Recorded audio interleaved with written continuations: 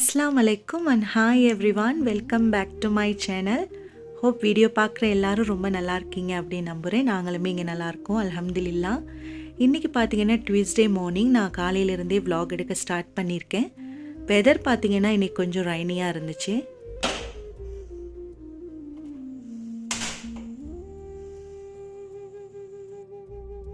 பொதுவாகவே எல்லா வீட்லேயும் பார்த்திங்கன்னா ஏர்லி மார்னிங் காலையில் வீக் டேஸில் வந்து நமக்கு பிஸியாக தான் இருக்கும். அதுவும் கிட்ஸ் இருக்கிற வீட்டில் சொல்லவே வேணாம். அவங்கள லஞ்ச் ப்ரிப்பேர் பண்ணி அவங்களுக்கு ஸ்நாக் ப்ரிப்பேர் பண்ணி அவங்கள ரெடி பண்ணி அனுப்புறது ஒரு பெரிய டாஸ்க்காக தான் இருக்கும். அதுவும் ப்ரீ ஸ்கூல் பசங்கள்லாம் இருந்தால் அவங்கள ஏர்லி மார்னிங் எழுப்புறதே பெரிய டாஸ்க்கு தான். ஸோ எனக்குமே அப்படி தான். என்னோடய யங்கர் டாட்டர் பார்த்திங்கன்னா ப்ரீ ஸ்கூல் போயிட்டுருக்காங்க. அவங்களுக்கு வந்து இன்றைக்கி ஃபீவர், ஸோ அதனால் தூங்குறாங்க. இன்றைக்கி என்னோடய எல்டர் டாட்டர் மட்டும்தான் ஸ்கூலுக்கு போகிறாங்க. ஸோ அவங்களுக்கான லன்ச் அண்ட் ஸ்நாக்ஸை தான் நான் இப்போ ப்ரிப்பேர் பண்ணிகிட்ருக்கேன். லாஸ்ட்டாக நான் அப்லோட் பண்ண வீடியோ பார்த்திங்கன்னா நல்ல ரெஸ்பான்ஸ் இருந்துச்சு. 23 ஹவர்ஸ்லேயே பார்த்திங்கன்னா 1K வியூ போயிருந்தது. இதெல்லாம் எனக்கு பாசிபிளா அப்படின்னே தெரியல. இதெல்லாம் பாசிபிள் ஆக்குன்னு என்னோடய சப்ஸ்கிரைபர்ஸ்க்கு தான் நான் தேங்க்ஸ் சொல்லணும். இதே மாதிரியே உங்கள் லவ் அண்ட் சப்போர்ட்டை எனக்கு கொடுங்க. உங்களுக்கு பிடிச்ச மாதிரி வீடியோஸை வந்து நீங்கள் கமெண்ட் பாக்ஸில் என்னோட ஷேர் பண்ணுங்கள். கண்டிப்பாக நான் அதை போடுறதுக்கு முயற்சி செய்வேன். நம்மளோட சேனலில் பார்த்திங்கன்னா இப்போ 500 சப்ஸ்கிரைபர்ஸை வந்து தொட்டிருக்கோம் அல்ஹம்துலில்லாஹ். பார்க்குறவங்களுக்கு வந்து என்ன வெறும் 500 தானே அப்படின்னு நினைப்பாங்க. பட் எனக்கு தான் தெரியும் நான் இதில் எவ்வளோ ஒரு பொக்கிஷமாக நினச்சிட்டு இருக்கேன். ஒரு சப்ஸ்கிரைபர்ஸுமே எனக்கு ரொம்ப ரொம்ப முக்கியமான ஒரு விஷயம். ஸோ அதனால் என்னோடய சப்ஸ்கிரைபர்ஸ்க்கு வந்து நான் இந்த நேரத்தில் தேங்க்ஸ் சொல்லிக்கிறேன். புது சப்ஸ்கிரைபர்ஸும் இந்த வீடியோஸை பார்க்குறீங்கன்னா உங்களுக்குமே தேங்க்ஸ். என்னோடய வீடியோவை வந்து நீங்கள் பிடிச்சி மனசார நீங்கள் சப்ஸ்கிரைப் பண்ணதுக்கு இந்த இடத்துல நான் வந்து உங்களுக்கு எல்லாம் தேங்க்ஸ் சொல்லிக்கிறேன்.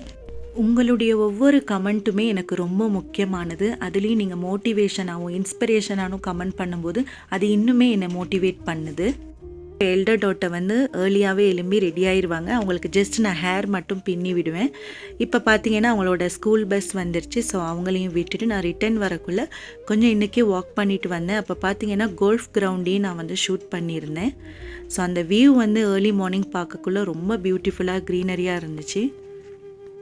பொதுவாக சொல்லுவாங்க மனவேதனைகளும் மனச்சோர்வும் இருந்தால் இயற்கையை பாருங்கள், கொஞ்சம் மனம் விட்டு அப்படியே நடந்து அந்த இயற்கையோட இயற்கையாக நீங்கள் கலந்துருங்க. அப்போ பார்த்தீங்கன்னா நம்மளோட மனச்சோர்வு நம்மளோட மனக்கவலைகள் இதெல்லாம் தீர்க்கக்கூடியது வந்து இந்த இயற்கைக்கு இருக்குது அப்படின்னு சொல்லுவாங்க. அது எந்த அளவுக்கு உண்மை அப்படிங்கிறது வந்து நான் இந்த ஏர்லி மார்னிங் வாக் பண்ணும்போது தெரிஞ்சுக்கிட்டேன். எவ்வளோ பிரச்சனைங்க கவலைங்க நம்ம மனசுக்குள்ளே இருந்தாலும் இந்த மாதிரி சீனரியெல்லாம் பார்க்கும்போதே மனசுக்கு வந்து ரொம்ப ரிலாக்ஸிங்காக இருக்குது அப்படின்னு நான் சொல்லுவேன். ஸோ வீட்டுக்கு வந்ததும் பார்த்திங்கன்னா நல்ல ஸ்ட்ராங்கான இஞ்சி ஏலக்காய் அதெல்லாம் போட்டு ஒரு டீ ஒன்று குடிச்சிருவேன். எத்தனை பேருக்கு காலையிலேயே டீ குடிக்கிறது ரொம்ப பிடிக்கும் அப்படின்னு நீங்கள் கமெண்ட் பாக்ஸில் என்னோட ஷேர் பண்ணிக்கோங்க. ஸோ இப்போ பார்த்திங்கன்னா நான் வந்து மணி பிளான்ட் வந்து இந்த கொஞ்சம் நாளாக வளர்த்துட்ருக்கேன். ஸோ அதில் வந்து எவ்ரி வீக் வந்து நம்ம தண்ணியை மட்டும் சேஞ்ச் பண்ணிவிட்டு அதுக்கப்புறம் அதில் வச்சுக்க வேண்டியது தான். எனக்கு இந்த கொஞ்சம் நாளாக தான் பிளான்ட் வீட்டில் வச்சுக்கணும், மணி பிளான்ட் எல்லாம் வளர்க்கணும் அப்படிங்கிற ஆசையெல்லாம் வந்திருக்கு.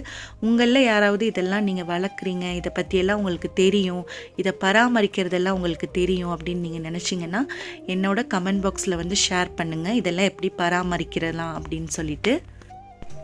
நுவரெலிக்கு வந்த பிறகு தான் எனக்கு வந்து இந்த மாதிரி பிளான்ட்ஸ் மேலெல்லாம் ரொம்ப வந்து ஒரு தனி ஈர்ப்பு வந்திருக்கு அப்படின்னு சொல்லலாம். வீட்லேயுமே பார்த்திங்கன்னா அந்தந்த கார்னரில் வந்து நம்ம பிளான்ட்ஸ் வச்சு அதை பார்க்கும்போதே மைண்டுக்கும் மனசுக்கும் ரிலாக்ஸிங்காக இருக்குது. இப்போ பார்த்திங்கன்னா நான் வந்து ஃப்ரெஞ்ச் ஃப்ரைட் செய்யணும் அப்படிங்கிறதுக்காக தான் பொட்டேட்டோவை வந்து க்ளீன் பண்ணிகிட்டு இருந்தேன். என்னோடய யங்கர் டாட்டர் வீட்டில் தான் இருக்காங்க இல்லையா, அவங்களுக்கு எதுவுமே சாப்பிட வந்து பிடிக்கலைன்னு சொன்னாங்க. ஸோ அவங்க தான் எனக்கு ஃப்ரெஞ்ச் ஃப்ரைட் செஞ்சு கொடுங்க அப்படின்னு கேட்டாங்க. ஸோ அவங்களுக்காக தான் நான் இப்போ வந்து இதை செஞ்சிட்ருக்கேன். ஸோ ஃபஸ்ட்டு நல்லா அந்த பொட்டேட்டோவை வந்து கழுவிட்டு தோலெல்லாம் நீக்கிட்டு நீட்ட வடிவத்தில் வந்து நம்ம இந்த மாதிரி வெட்டி வச்சுக்கலாம். தண்ணியில் வந்து நீங்கள் வெட்டிட்டு போட்டு வச்சுக்கோங்க. அதுக்கப்புறமா ஒரு பேனில் வந்து நிறைய தண்ணி ஊற்றிட்டு அதுக்கப்புறமா அதை பாயில் பண்ணுறதுக்கு ஒரு 2 டீஸ்பூன் மாதிரி சால்ட் ஆட் பண்ணிவிட்டு அப்போ வந்து நம்ம வெட்டி வச்ச பொட்டேட்டோவை அதில் போட்டுட்டு நல்லா பாயில் பண்ணிக்கலாம். ஃப்ரெஞ்ச் ஃப்ரைட் வந்து நான் எப்பயுமே வந்து இந்த மெத்தடில் தான் செய்வேன். ஃபஸ்ட்டு வந்து நம்ம கிழங்க நல்லா நீட்ட வடிவத்தில் வெட்டிட்டு இந்த மாதிரி தண்ணியில் வந்து ஒரு 50% அந்த கிழங்கு வேகிற அளவுக்கு வந்து நான் பாயில் பண்ண விட்டுட்டு அதுக்கப்புறமா அதை ஸ்ட்ரெயின் பண்ணிவிட்டு பொரிச்சு எடுத்துருவேன். பட் வந்து இன்னொரு மெத்தட்லேயும் நம்ம செய்யலாம். இந்த கிழங்கை வந்து நம்ம இட்லி சட்டியில் வந்து அவிச்சு எடுத்துக்கலாம். ஒரு 50% அது வேகிற அளவுக்கு அவிச்சு எடுத்துட்டு அதுக்கப்புறமாவும் நம்ம ஃப்ரெஞ்ச் ஃப்ரைடை பொரிச்சிக்கலாம். இந்த மாதிரி ஸ்ட்ரைனரை வந்து நம்ம சிங்க்குள்ளே வச்சு டேப்பை நல்லா திறந்து விட்டுட்டு அப்புறம் அந்த கிழங்கை வந்து நல்லா அந்த கூல் வாட்டரில் வந்து நம்ம வாஷ் பண்ணி எடுத்து வச்சுக்கணும். நல்லாவே கூல் வாட்டரில் கழுவிட்டு இந்த மாதிரி டப் பண்ணி அதை கொஞ்சம் நேரம் ஆற விட்டுறலாம். ஏன்னா அதை சூடாக இருக்கக்குள்ளேயே நம்ம அந்த மாவு கலவையை கலந்துட்டோன்னா அது வந்து ரொம்ப பிசு பிசு தன்மையாகிடும். ஆறுனதுக்கப்புறம் தான் நம்ம இந்த கலவையை கலந்துக்கணும். இப்போ பார்த்தீங்கன்னா அரிசி மாவும் சோள மாவையும் மிக்ஸ் பண்ணி வச்சுருக்கேன். அதில் வந்து ஒரு 2 டேபிள் ஸ்பூன் மாதிரி நான் எடுத்துகிட்டு இப்போ உப்பு கொஞ்சம் சேர்த்துக்கிறேன். உங்களுக்கு தேவையான அளவு உப்பு போட்டுக்கணும். ஏன்னா நம்ம பாயில் பண்ணக்குள்ளேயே நான் உப்பு சேர்த்ததுனால இதில் வந்து நான் ஒரு 2 டீஸ்பூன் மாதிரி தான் உப்பு சேர்த்துக்கிறேன். இப்போ இதில் எந்த ஒரு தண்ணியுமே விட்டுறாமல் சும்மா இதில் வந்து கையால் வந்து இதை மிக்ஸ் பண்ணிவிட்டு இப்போ நம்ம பாயில் பண்ணி வச்சுருக்கோம் இல்லையா, அந்த பொட்டேட்டோவை இதில் போட்டு நல்லாவே கலந்துக்கலாம். உங்களுக்கு ஸ்பைஸியாக சாப்பிட பிடிக்கும் அப்படின்னு நீங்கள் நினச்சிங்கன்னா இந்த ஸ்டேஜில் பார்த்தீங்கன்னா இந்த மாவு கலவையில் ஒரு 2லேருந்து 3 டேபிள் ஸ்பூன் மாதிரி சில்லி ஃப்ளேக்ஸ் ஆட் பண்ணிவிட்டு அதுக்கப்புறம் நீங்கள் பொட்டேட்டோ துண்டுகளை போட்டு நல்லா மிக்ஸ் பண்ணி எடுத்தாலுமே டேஸ்ட்டு நல்லாயிருக்கும், கொஞ்சம் ஸ்பைஸாக இருக்கும். பட் நான் வந்து இப்போ கிட்ஸுக்கு தான் செய்கிறேன் அப்படிங்கிறனால எந்தவித ஸ்பைஸும் போடாமல் நார்மலாக தான் செய்கிறேன். இது வந்து நார்மலாக நம்ம ஃப்ரெஞ்ச் ஃப்ரைஸ் சாப்பிடுவோம் இல்லையா, அந்த டேஸ்ட்டுக்கு தான் இது இருக்கும். ஸ்பைசினஸ் வந்து இதில் இருக்காது. ஸோ இப்போ நல்லாவே அந்த மாவு கலவையை நம்ம மிக்ஸ் பண்ணி வச்சதுக்கப்புறமா நல்லாவே இப்போ வந்து சூடான ஒரு எண்ணெயில் வந்து போட்டு பொரிச்சு எடுத்துக்கலாம். வீடியோ பார்க்குற நீங்கள் உங்கள் குழந்தைகளுக்கு அடிக்கடி செஞ்சு கொடுக்குற ஸ்நாக்ஸ் என்ன, அவங்களுக்கு எந்த மாதிரி ஸ்நாக்ஸ்லாம் ரொம்ப பிடிக்கும்னு கமெண்ட் செக்ஷனில் என்னோட ஷேர் பண்ணிக்கோங்க. நான் ஃப்ரை பண்ணிட்டு இருக்கக்குள்ளேயே பார்த்தீங்கன்னா இவங்க வந்துட்டாங்க. நானுமே 2 பொட்டேட்டோவை எடுத்து போடுறேன் அப்படின்னு சொல்லிட்டு போட்டுட்டு இருந்தாங்க. உங்கள் குழந்தைகளுமே இப்படித்தானா? நீங்கள் வேலை செய்யக்குள்ள அவங்களும் வந்து நானும் செய்கிறேன் அப்படின்னு உங்களுக்கு ஹெல்ப் பண்ணுவாங்களா அப்படின்னு சொல்லுங்கள். முதல்லையே நம்ம வந்து ஒரு 50% பாயில் பண்ணுறதுனால அந்த பொட்டேட்டோ வந்து ஆல்ரெடி 50% வெந்து தான் இருக்கும். அடுத்த ஒரு 50% வந்து இந்த மாதிரி ஃப்ரை பண்ணக்குள்ளே வெந்துடும். ஸோ இப்போ சாப்பிடக்குள்ளே பார்த்தீங்கன்னா நல்லாவே ஜூஸியாகவும் உள்ளே நல்லா வெந்தும் இருக்கும். இப்போ நம்ம ஹோம்மேட் ஃப்ரெஞ்ச் ஃப்ரைட் வந்து ரெடி ஆயிடுச்சு. கண்டிப்பாக நான் சொன்ன ரெசிபியும் நீங்கள் வீட்டில் கிட்ஸுக்கு ட்ரை பண்ணி பாருங்கள். உங்களுக்கு ஸ்பைஸியாக வேணும்னாலும் சில்லி ஃப்ளேக்ஸ் கலந்துக்கோங்க. நீங்கள் எப்படி வீட்டில் ஃப்ரெஞ்ச் ஃப்ரைட் செய்வீங்கிற ரெசிபியும் கமெண்ட் செக்ஷனில் என்னோட ஷேர் பண்ணுங்கள். நானும் தெரிஞ்சுக்கிறதுக்கு ஆர்வமாக இருக்கேன். ஸ்கூல்லேருந்து வந்ததுக்கப்புறமா நல்லா வெயில் அடிக்குது அப்படின்னு சொல்லிட்டு குளிக்க சொல்லியிருந்தேன்.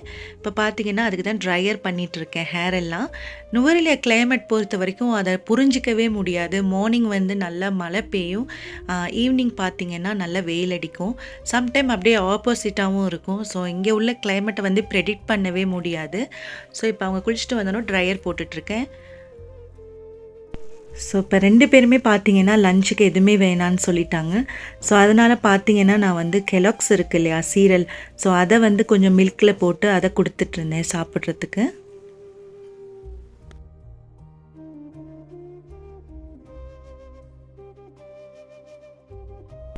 மார்னிங் வந்து நான் காட்டியிருப்பேன் க்ளவுடியாக ரைனியாகவும் இருந்துச்சு. இப்போ ஒரு 3 மணி இருக்கும்.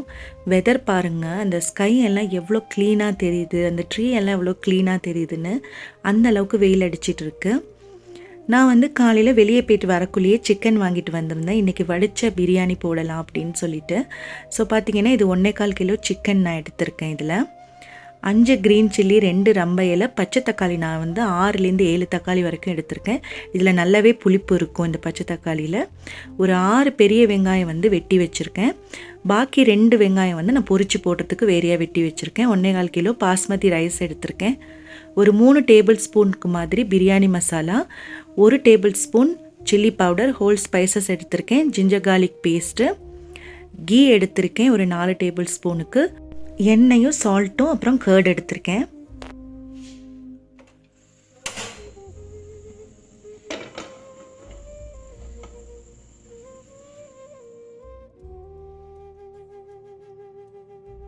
நான் வந்து வடித்த பிரியாணி தான் செய்ய போகிறேன் இல்லையா, அதுக்கு வந்து ஒரு சிக்கன் மசாலா வந்து வேறையாக செஞ்சு எடுத்துக்கணும்.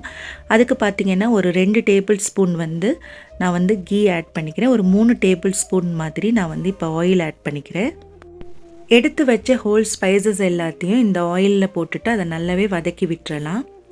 அது நல்லாவே வதங்கி வந்ததுக்கப்புறமா நாங்கள் எடுத்து வச்சுருக்கிற வெங்காயம் இருக்குது இல்லையா, இந்த 1.25 கிலோ பிரியாணிக்கு வந்து நான் 8 வெங்காயம் பெரிய வெங்காயம் எடுத்திருக்கேன்.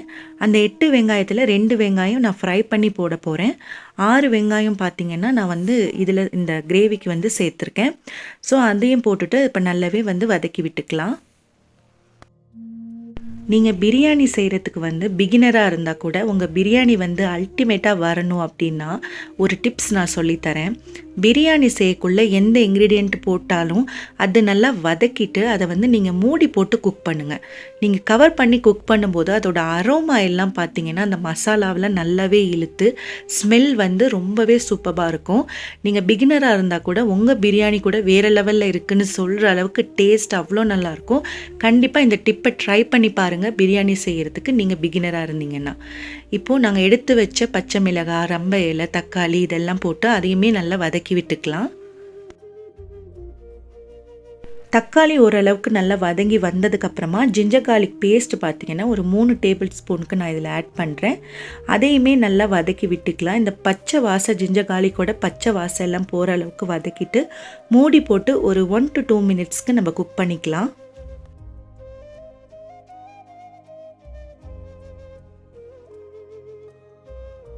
2 நிமிஷத்துக்கு மூடி போட்டு குக் பண்ணதுக்கப்புறமா நல்லாவே மேலே எண்ணெய் பிரிஞ்சு வந்துருந்துச்சு.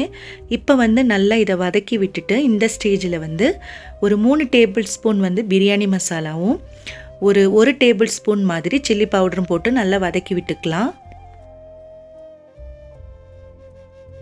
இது கூடவே இதுக்கு தேவையான உப்பையும் நீங்கள் இந்த ஸ்டேஜில் சேர்த்து நல்லாவே வதக்கி விட்டுக்கோங்க.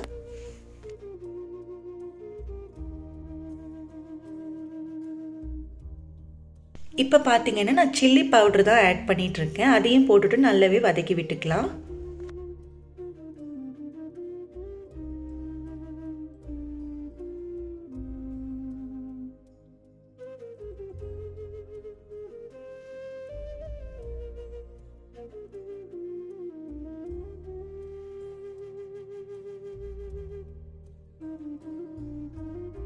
இப்போ எடுத்து வச்சிருக்கிற சிக்கன் இருக்கு இல்லையா, இப்போ அதையும் அந்த மசாலாவில் சேர்த்துட்டு நல்லாவே மிக்ஸ் பண்ணி எடுத்துக்கலாம்.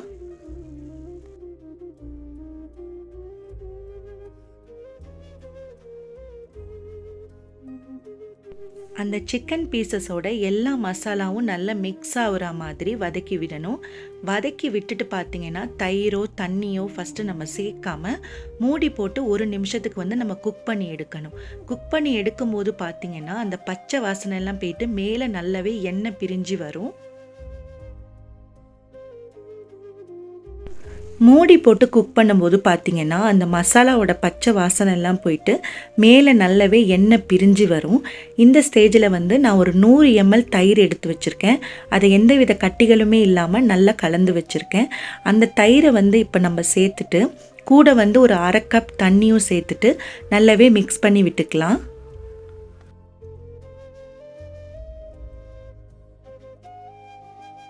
இப்போ பார்த்திங்கன்னா நம்ம போட்ட மசாலா, அதுக்கப்புறம் சிக்கன், இப்போ ஊற்றின தயிர் இதெல்லாம் நல்லா ஒன்றா மிக்ஸ் ஆகிற அளவுக்கு நல்லாவே வதக்கி விடணும். நல்லா இது வதங்கி நல்லா அந்த தயிரெல்லாம் அந்த சிக்கனோட மிக்ஸ் ஆனதுக்கப்புறமா பார்த்திங்கன்னா நல்லா ஹாட்டாக இருக்கிற வாட்டர் வந்து ஒரு 1/2 கப் மாதிரி இது மேலே நம்ம போட்டுக்கலாம்.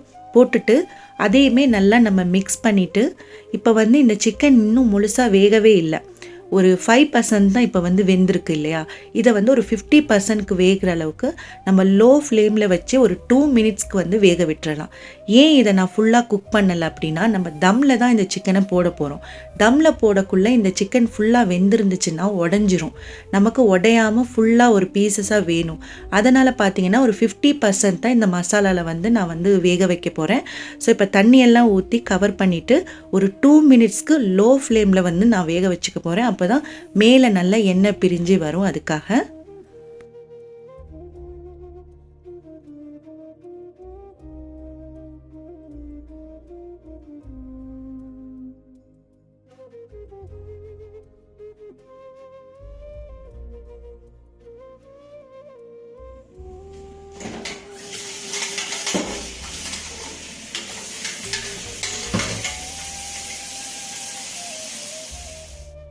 இந்த மாதிரி அடி கனமான பாத்திரத்தில் ஒரு 2லேருந்து 2.25 லிட்டர் வரைக்கும் நான் தண்ணி எடுத்துக்க போகிறேன். இந்த தண்ணியில் தான் நம்ம 1.25 கிலோ ரைஸை வந்து பாயில் பண்ணி எடுக்க போகிறோம். இப்போ பார்த்தீங்கன்னா ஒரு 4 டேபிள் ஸ்பூன் உப்பு சேர்த்துக்கிறேன் இந்த தண்ணியில். இந்த தண்ணியை வந்து நீங்கள் வாயில் வச்சு பார்த்தீங்கன்னா உப்பு வந்து நல்ல ஒரு கல் தூக்கலாகவே இருக்கணும். அந்த அளவுக்கு நம்ம வந்து ரைஸ் பாயில் பண்ணக்குள்ளே உப்பு வந்து கூடுதலாக போடணும். அதுக்கப்புறம் பார்த்தீங்கன்னா 2 பே லீஃப், பட்டை, கிராம்பு, ஏலக்காய், ஒரு 2 டேபிள் ஸ்பூன் மாதிரி நான் வந்து கீ சேர்த்துக்கிறேன் இதில்.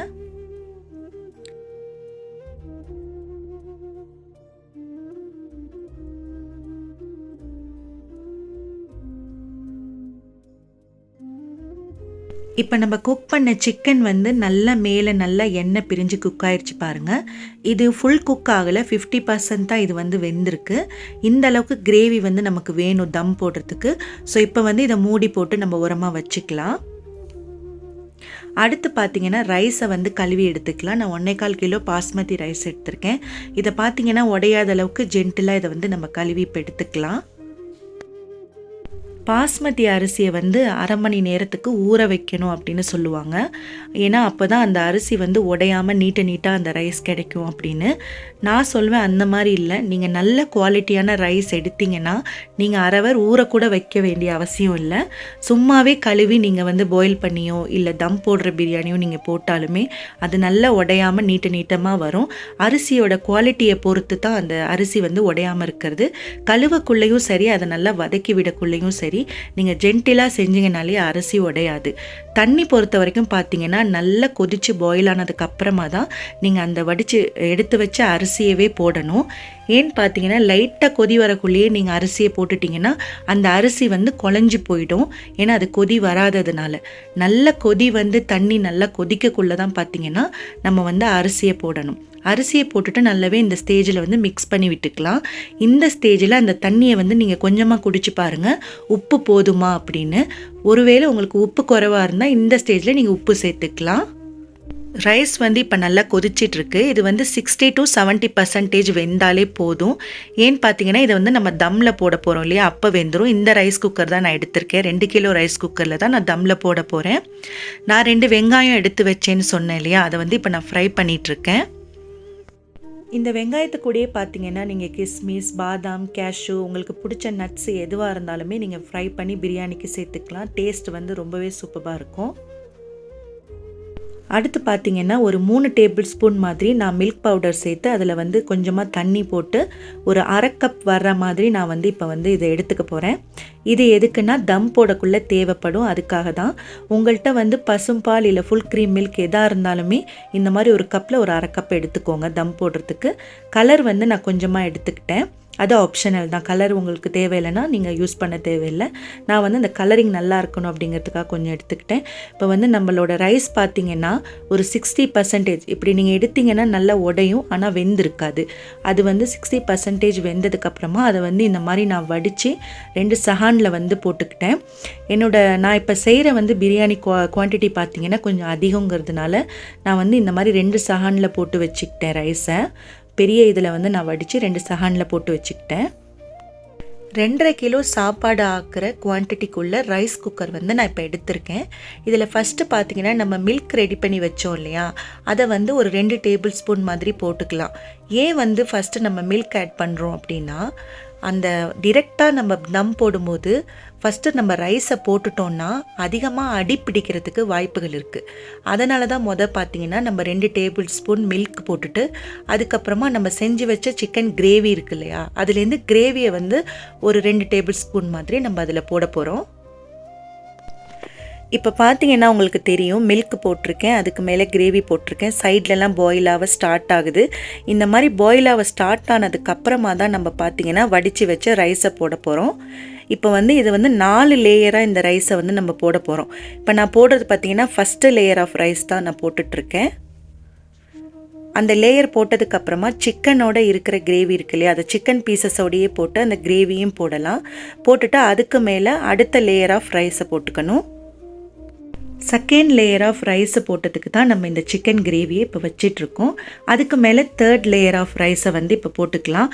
போட்டுட்டு கொஞ்சமாக மில்க்கையும் போட்டுட்டு சிக்கன் கிரேவியும் நம்ம அதுக்கு மேலே ஊற்றிக்கலாம்.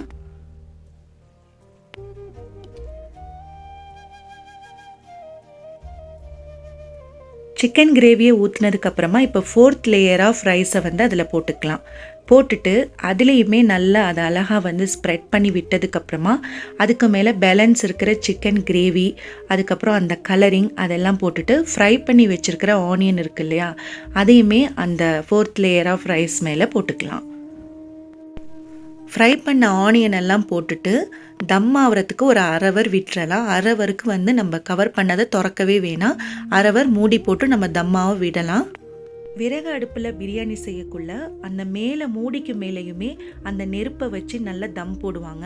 இப்போ நான் ரைஸ் குக்கரில் பிரியாணி செய்கிறதுனால இப்போ நான் வந்து ஒரு சிம்பிளான முறையில் ஒரு தம் போட போகிறேன். 1/2 ஹவருக்கு அப்புறமா ஒரு பிளாஸ்டிக் பேக்கை வந்து நல்லாவே கழுவி புழிஞ்சு எடுத்துட்டு அதை அந்த பிரியாணி மேலே வச்சுட்டு அதில் நல்லா மூடி போட்டு வச்சுக்கலாம். இது சிம்பிளான மெத்தடில் தம் போடுறது. இதை நல்லாவே கவர் பண்ணிவிட்டு 1 ஹவருக்கு பார்த்திங்கன்னா நம்ம இதை தம்மில் வச்சுக்கலாம்.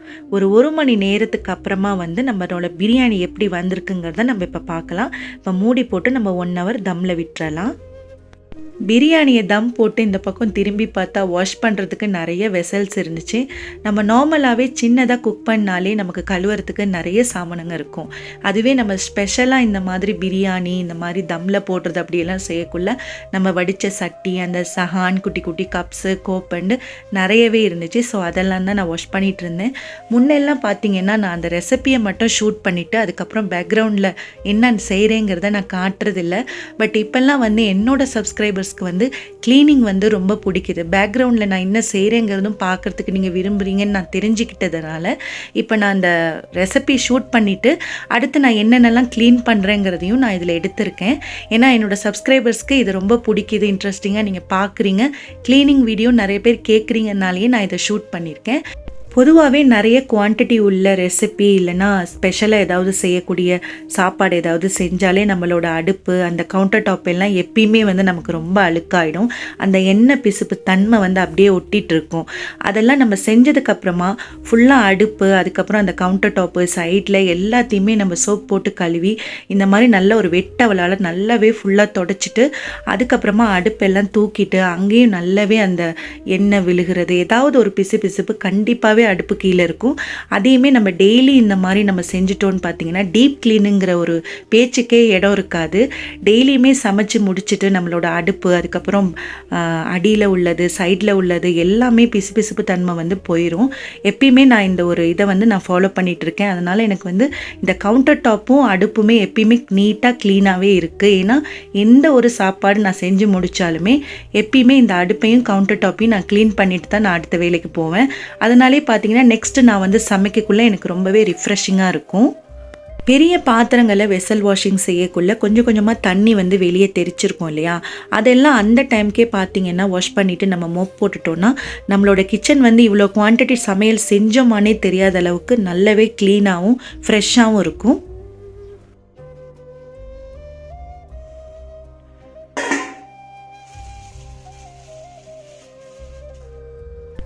ஒரு மணி நேரத்துக்கு அப்புறமா நம்ம வந்து இப்போ அந்த இதை எடுத்திருக்கோம் இல்லையா, ஸோ பிரியாணி வந்து ரொம்பவே நல்லா வந்துருந்துச்சு. அரிசி எல்லாம் உடையாமல் நல்லா நீட்டமாக இருந்துச்சு. அந்த தம்முக்கு ஏன் நம்ம வந்து அந்த பிளாஸ்டிக் பேக்கை போடுறோம் அப்படின்னா அதுலேருந்து அந்த மூடியிலேருந்து வர தண்ணி எல்லாமே அது இழுத்துரும். ஸோ அந்த ரைஸ் வந்து எந்த ஒரு ஈரத்தன்மையும் இல்லாமல் நல்ல உதிரியாக நல்ல அரோமாவாக இருக்கும். அதுக்காக தான் பிரியாணி வந்து அன்றைக்கி சாப்பிட்டவங்க எல்லாருமே ரொம்ப நல்லா இருந்துச்சு அப்படின்னு சொன்னாங்க. நான் இன்றைக்கி காட்டியிருந்த ரெசிபியை தைரியமாக வீட்டில் நீங்கள் ட்ரை பண்ணலாம். உங்களுக்குமே பாராட்டு மழையாக தான் இருக்கும். நான் இந்த பிரியாணி டின்னருக்கு தான் செஞ்சேன் அப்படிங்கிறதுனால ஸ்பெஷலாக எந்த வித சைட் டிஷ்ஷும் செய்யலை. ஜஸ்ட்டு நாங்கள் பிரியாணியும் குக்கும்பரும் வச்சு சாப்பிட்டுட்டோம். ஸோ அவ்வளோதான். சாப்பிட்டு முடித்ததுக்கப்புறமா கிட்ஸையுமே நான் வந்து அடுத்த நாள் ஸ்கூல் இருக்குது அப்படின்னு சொல்லிட்டு தூங்க வைக்கிறதுக்கு ரூமுக்கு வந்துட்டேன். ஸோ அவ்வளோதான். காலையிலேருந்து நைட்டு வரைக்கும் என்னென்ன செஞ்சேன்னு குட்டி குட்டி கிளிப்ஸ் தான் காட்டியிருக்கேன். ஐ ஹோப் உங்கள் எல்லாருக்கும் இந்த வீடியோ ரொம்ப பிடிச்சிருக்கும் அப்படின்னு சொல்லி நினைக்கிறேன். விளாக் பிடிச்சிருந்தா லைக் பண்ணிவிட்டு சப்ஸ்கிரைப் பண்ணிக்கோங்க. மறக்காமல் உங்கள் ஃபேமிலி அண்ட் ஃப்ரெண்ட்ஸுக்கும் இந்த வீடியோவை ஷேர் பண்ணுங்கள். உங்கள் கருத்துக்களை கமெண்ட் பாக்ஸில் என்னோட ஷேர் பண்ணுங்கள். நான் கண்டிப்பாக ரிப்ளை கொடுப்பேன். இன்ஷா அல்லாஹ் இன்னும் ஒரு நல்ல வீடியோஸில் நம்ம மீட் பண்ணலாம். Bye bye, take care.